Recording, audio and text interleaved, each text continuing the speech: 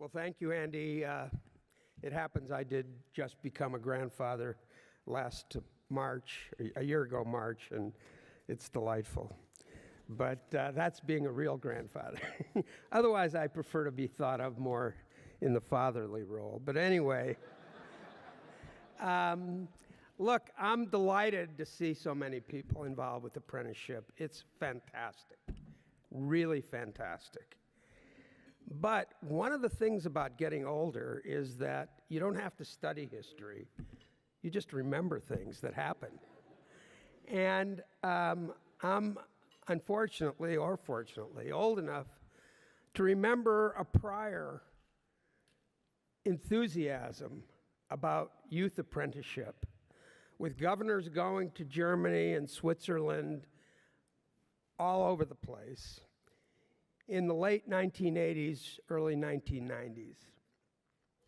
And that upsurge led George H.W. Bush to propose the National Youth Apprenticeship Act of 1992. And then, although that President Bush was not reelected, President Bill Clinton liked youth apprenticeship, even had a program in Arkansas. Unfortunately, as that process unfolded, and the School to Work Opportunities Act became law, it became law with barely a mention of apprenticeship. Another initiative, the National Skill Standards Board, also fell flat. So I think we have to have a little modesty moving forward. Enthusiasm, yes, but realism as well.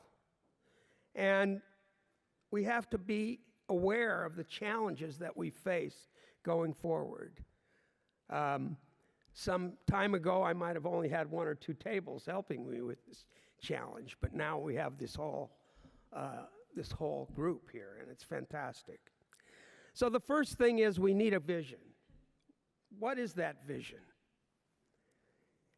In my words, it's making apprenticeship a mainstream pathway to rewarding careers. We have to brand it as an important pathway to rewarding careers. And I use those words very carefully, rewarding careers. And if you know people that have completed apprenticeships, it's not just the money. It's a sense of pride. It's a sense of mastery. It's being part of a community of practice that make it rewarding. It has to compete effectively with what we have today, which is primarily an academic-only approach. But we're changing that. And then finally, what scale do we want to aspire to? I'm now being modest at 4 million because Ivanka Trump is saying 5 million. And the Salesforce CEO, Mark Benioff, is saying 5 million. So I'm just a piker here.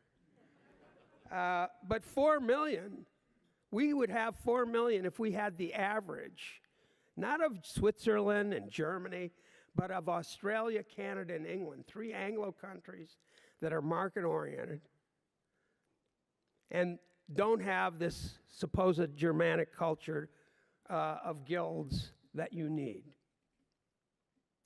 So how do we get there? What are the key elements?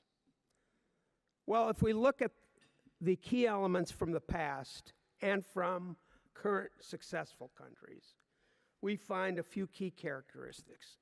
First of all, nearly all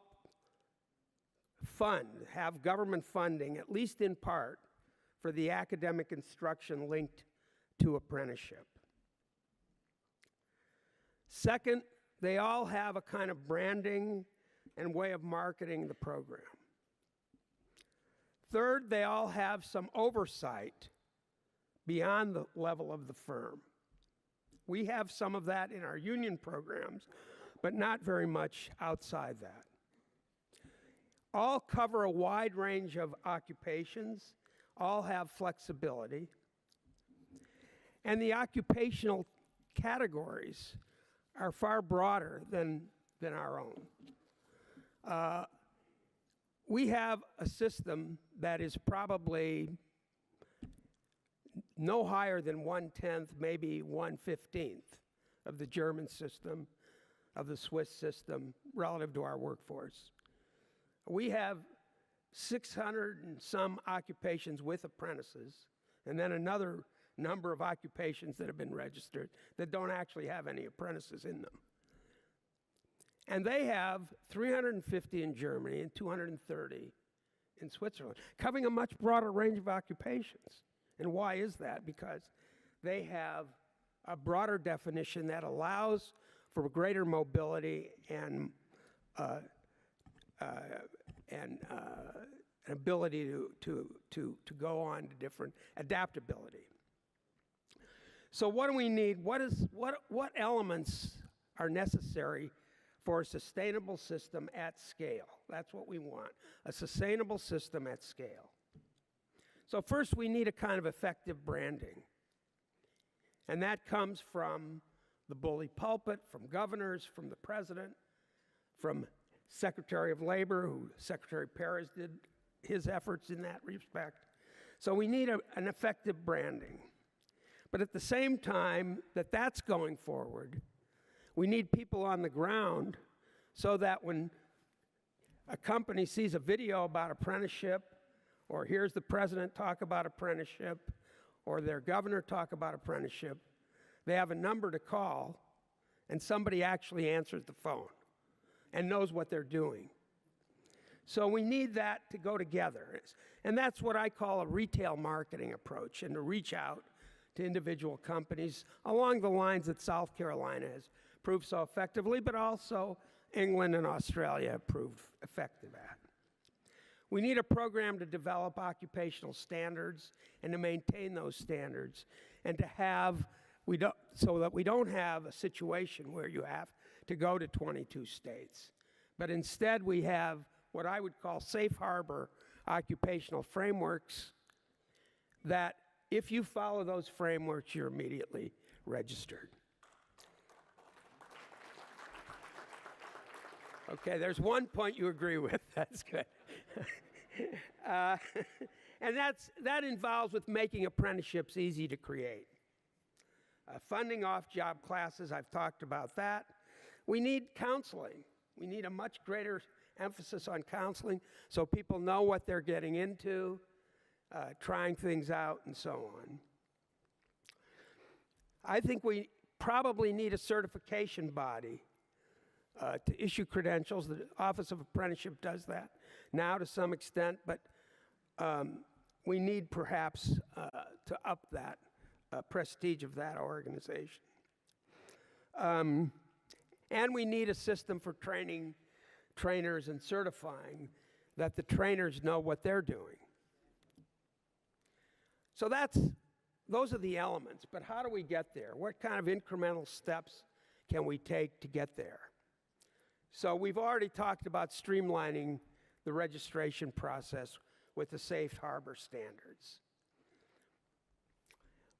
In terms of marketing,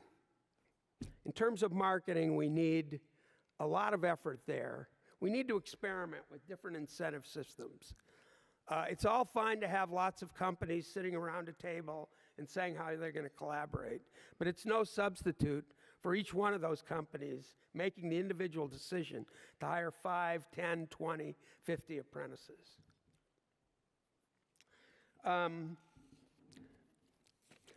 We ought to have a marketing team in every quality CTE program and career academy program to help them add an apprenticeship component to what they're already doing in career-focused education and training.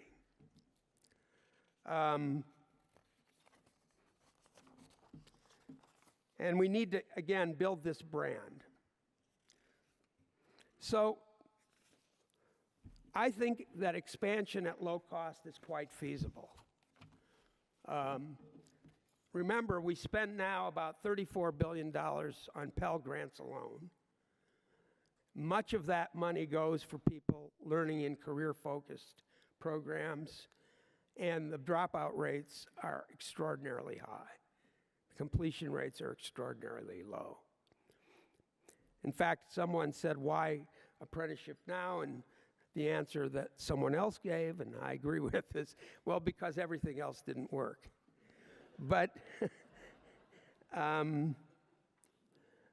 so I think if we can use a lot of the existing funding that's going for either training programs or career-focused education programs and shift some of that toward apprenticeship, even just allowing apprenticeship programs to compete on an even basis, we would be able to use a lot of existing funding for this program.